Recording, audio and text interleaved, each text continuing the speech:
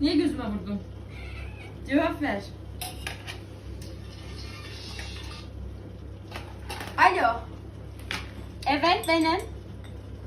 Hı hı. Benim. Hı hı. Yavaş. Ciddi misiniz? Yarın. Bu cuma değil mi? 4 yıllık diş hekimliği. Şey. Afrika'da. Oh, bilemiyorum. Yurt dışında diş hekimliği. Yarın ne yurt dışı? Bir ücret var mı peki? Ne ücreti ne dışı? Konaklama nasıl oluyor? Çadır. Ne konaklı? Olur, annemle gelebiliriz. Anne. Yarın ne Afrika'da çadırı? 4 yıllık diş hekimliği ama çadırda kalacağız. Annemle Neyse gele... kafayı mı yedin? Gideriz. Yarın